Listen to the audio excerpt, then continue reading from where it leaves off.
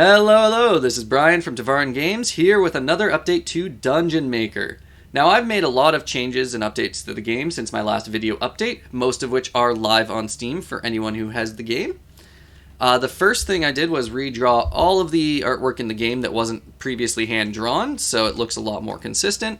I also added new modes to the eraser and new features for it, as well as a bunch of new features to the campaign map editor to make your drawing of campaign maps a little bit easier and a little nicer. So let's just jump in to look at the new artwork. So I've prepped up a map here with all my new hand-drawn items. So the original way I was doing the art for the game was just trying to get items very quickly into the game to build up a base of items for people to use. And I did that by taking stock photos or license-free 3D models and just taking a screenshot of them, cutting it out, giving it a little outline, and boom, and putting it in the game. And that didn't look great. It was really inconsistent. I know that because some items were real photos and looked real, and others were like cartoony 3D models, and it was just a mishmash. It was just to get items in the game quickly so that people would have a feel for what this programming game can do. But last week I sat down and spent pretty much every scrap of free time I had redrawing everything with my tablet. And I know I'm not the greatest artist in the world, but I think I did a pretty good job giving it a consistent style. My idea for this program, this game, was always to have it look like the Dungeon Master had drawn these maps themselves and was presenting them on the table in front of you. I really do want this to feel like a true tabletop simulator for role-playing in Dungeons & Dragons. So I think I achieved that with the new art style, and I hope you like it. If you have any requests for items to be added to the game, let me know in the comments or in the Steam discussion, as well as any items you think need to be redrawn, because not all of them are perfect. I'm not great at drawing trees from above. I did my best, but I can give another crack at it for certain items, and I'll be adding in more items as time goes on, and hopefully lots of stuff for you to place on the map. But let's take a look at what that looks like in a completed map. So if we go to this little campaign I made and go here, you can see sort of this is a little town I'd made. I've shown this in a few different videos. But this is what it looks like with the new art style. So everything flows a lot better. It's a lot more consistent. If we do a test map to walk around and see what the players would see, I think it looks a lot better and a lot more consistent. And yeah, if you have any requests for new items to add, please let me know. Now also, I've done the same thing for the campaign maps. So I've redrawn the icons that I had made, so the mountains, the trees, the hills, as well as the roads and the coastlines and rivers to make them look a little bit more consistent and nicer. The icons for like towns and towers and that, these guys here, I'm still using the ones I found from another artist who provided them license free. I will be redrawing them at some point into a similar style to the other items on the map maker as well as the other items here. Now, that's the new art. I hope you like it and open to feedback for improvements. So since we're here, the first thing, let's look at the eraser. Now this is true for both the campaign map editor and the map maker. So the first thing, if we click the show controls, we can see here the eraser now has two modes. So I've taken the box erase I introduced in the last update and put that on the right click and left the left click to be the old style point erase. So if we right click, you'll see the red box draws out, and then if we drag it over something, it'll delete everything in that box, and it's just gone. Now with the left click, we have the point erase mode, where if you hold down the mouse button, it'll just erase anything it touches as it touches it. So you can use that to fine tune things, and we can avoid these icons and just get that road, and do smaller parts of the map. But if you're like, I need to redo a chunk of the map, you can just use the box erase to get rid of that. You'll also see over here this new menu to select what types of items you can erase. So in this case, we have everything selected. If you just want to redo the road network, we can deselect everything else and have roads. If we use a box erase, let's just do this chunk, boom, all those roads are gone. Point erase only gets rid of the roads. It won't touch anything else. If you say check the icons as well, you can see we can erase the map icons and they'll disappear with the roads. And same thing, so rivers and coasts, we can get rid of those. Point erase, box erase, leaving whatever's not selected. Natural objects is, again, these mountains and hills and stuff. And then the utilities is things like the labels and the encounter flags. So you can see you now have a lot more fine-tuning with the eraser. If you realize just part of the map, whether it be the floors, the coasts, the roads, need erasing but nothing else, you can then select which ones you want to be able to do. So I think that's a pretty useful feature. And the same is true on the regular map editor. Let's exit this and just go again back to our town. If we open this up, you can see we have a selection: walls, floors, doors, furniture, all that. So if you just want to redo the furniture, but you want to leave a building intact, so you're like, I want to change this building from an inn to a barracks or something. So you can just select furniture and maybe decor and the wall accents, and let's just box erase over that. And it'll just get rid of all of that, but leave everything else. Let's get rid of the NPC there. And yeah, so you can do that just to really help you fine-tune what you're working with in the map and how you erase things. So I think that should really help you out when you're using the map maker. So the next update, let's go to a blank campaign map. This one has a blank one. And we've got a few tools. So the first thing you'll notice, we have this Create Random Coast tool. So let's click that. Now there aren't many options at the moment. I only just coded this in last night. But you can choose the size of the map you want and the type of islands you want. So the default is just a medium single continent map. So let's hit generate and see what that does. Now you can't see much. You're like, where is it? Well, let's zoom out, and there it is. We have a random landmass. It does its best to draw out a nice consistent coastline. Now in spots where you have just a single tile surrounded by land, there's no coastline that would actually be able to seal that in. So you'd have to clean that up a little bit because it won't be able to put a coastline there. But for the most part, it's able to link up everything nicely, and it randomizes the corners and the angles and everything to give you these different shapes of maps. So let's do another one, another continent, and we get that one. Let's do another one, this one with a nice lake. And then you can change the size. So a small single continent, that's a little smaller than I like. There you go. It sometimes creates something really little. Sometimes it fills it in. It's pretty random.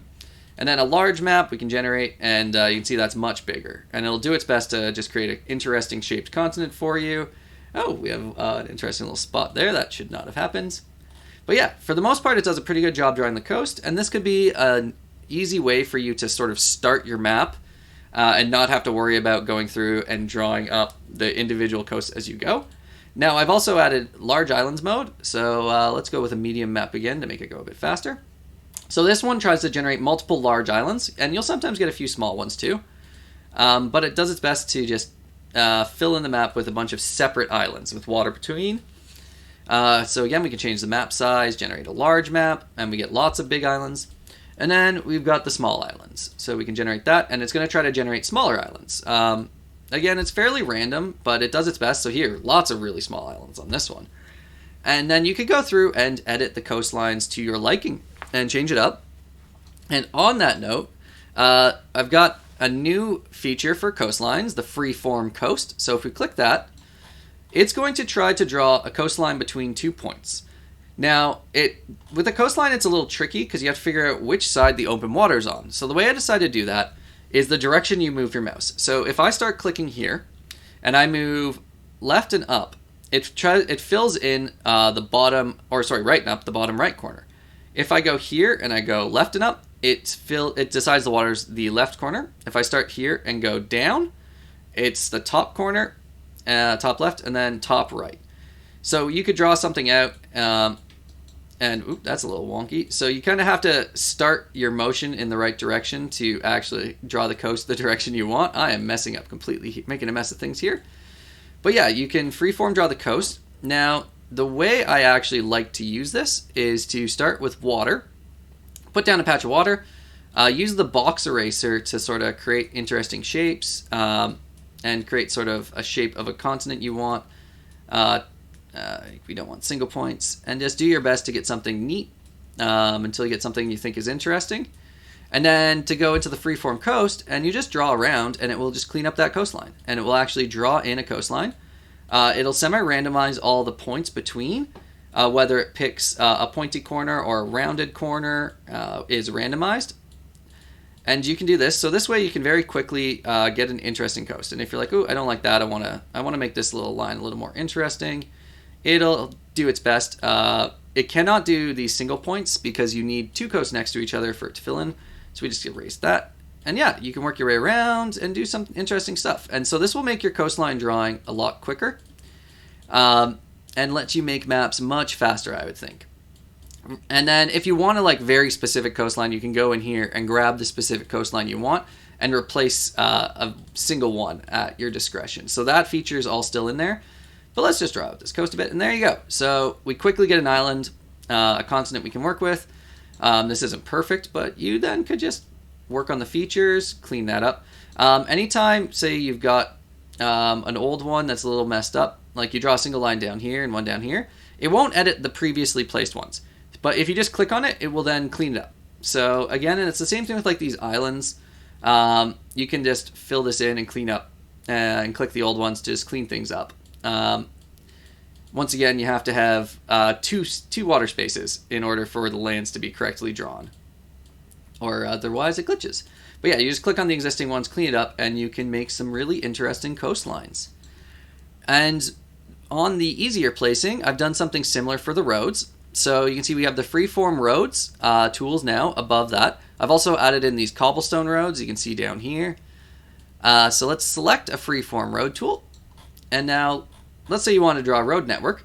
What it'll do, you start clicking on a point, and then you drag out to where you want the road to end, and it will do its best to link that up with a single road.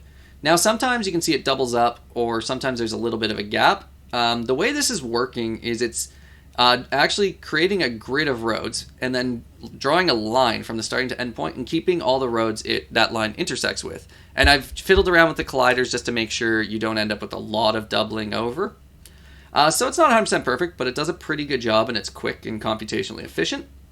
Now, as you do it, it will randomize whether it uses corners or angles. So you can just like drag and move it a few times just to get something you like. Now it doesn't, as with the coast, doesn't add the previous one, but if you click that, it'll then put the correct road in for creating that intersection. So yeah, you can drag it out, and then let's say you want dirt roads over here instead. So you can do that, and you can really quickly create road networks. If you don't like a single piece, just click on it, and it will randomize through the possible pieces. Again, random, so you might have to click on it a few times to get what you want. Same thing. And you can replace a single road, and again, it will randomize the corner angle. But this should let you create road networks really quickly. Now, it won't place down bridges. If you want to place a bridge, you will have to manually do that, but that's not too hard. So you can go through and place bridges where you want and make it look like whatever you like. And you can, again, replace individual pieces if you want that. That option is available. You can still click on one, drag it in, and place a single or just straight lines, whatever you want to do. And also on rivers, we have the same tool. Now, the rivers do not interact with the roads, but we can drag and draw rivers. Now, with the rivers, there's a lot of different options because I added in a whole bunch of new shapes of rivers. Lots of different things. Now, it doesn't try to use these larger lakes. It uses the smaller lakes when you're doing the randomization. Oop, that sometimes happens when you click on the menu and then go back. There we go. Yeah, if you select an item, or if you let go over this menu and click an item as it's placing, it can sometimes glitch a little bit, but it's a very quick fix. And let's just erase this little end here. There we go. So with the river system, it's, again, similar to the road system. You just click and drag, and it will do its best to connect the 2 points with a river, and randomizing which of the river types it uses based on a corner, an angle, a straight line. And it will link up. Again, you have to click to update older rivers. But yeah, you could create an interesting river network. And then once you've actually got your rivers down, you'd have to manually go into the coast to connect them. I haven't completed the tool yet for actually connecting rivers to a coast. So if we did that, you would then want to come in and select the correct type of river to seal that up. Oh, and I don't know why that didn't erase the previous. There we go. And then you can connect them up to the coastline. So you still have to manually connect to the coast. Hopefully in a future update, I will be able to figure out how to get them to auto-connect to the coast. It's just, it's a little tricky. So I haven't gotten that in yet. And but for the most part, it does work pretty well and lets you create your maps a lot quicker. That feature for the roads and rivers being drawn out was suggested by a Steam user. I apologize, I forget who, but they suggested it in the discussions there. And it took me a little while, but I do finally have it in, so hopefully you are able to put that feature to good use.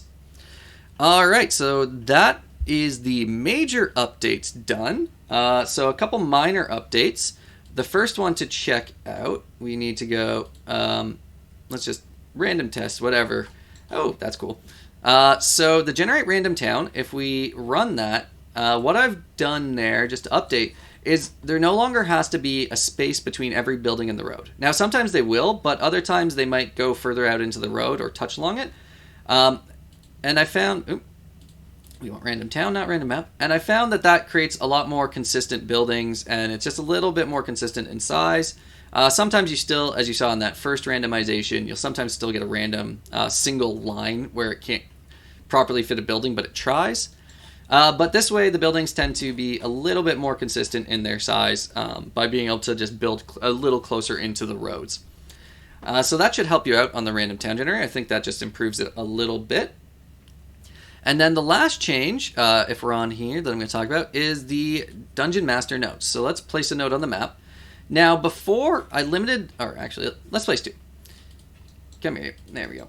Before I limited this to 150 characters, because in-game I used the notification window at the bottom of the screen to display the note. But that, of course, meant that you basically only had an old tweet's worth of characters and you couldn't write much. What I've done now is added in a new UI that just lets you put in a lot more that will appear when you need to add a note. So you can put in up to 750 characters now in a note. And let's just, so you can randomly put in whatever you want. I am not going to try to type anything real. Let's save that. If you click on the other note, we didn't put anything there, so we'll save that. Sorry. And then the old note, again, it'll save whatever it was. So if we exit that, let's actually host something by Steam where I do have notes on the map. You'll get my Steam ID. Woo! And now this note here, I think I put a lot in. Yeah, so I put in this one. This is the new UI, so you can see more of it. Now, 750 characters might actually go past what it can possibly display, so that's something you'll just have to test and make sure you only put enough in that will fit on this sheet. But yeah, if say you had a shop and you wanted an inventory of items in there and how much they cost, you could write that down in a note and you can fit quite a lot on this now. If you need more, you might need to put more than one of these notes down, but at least you now have quite a few. And, we can have another note, just whatever you want to say. So you could say describe this is, or write in your note here, what's going on in the bar, maybe a list of the NPCs, their names, and what they do. And you can populate those around the map just so your notes are right there as you are hosting the game, and you don't need to necessarily reference another sheet as often as you would otherwise have to. So yeah, let's exit that game. That is my update for this week. Hopefully there's a lot of new features you like and you'll be able to put them to good use. If you're interested in Dungeon Maker and don't yet have it, check it out on Steam. And if you'd like to support my development and have an easier ear to me, please consider joining my Patreon. The link is in the description below. Have a good one.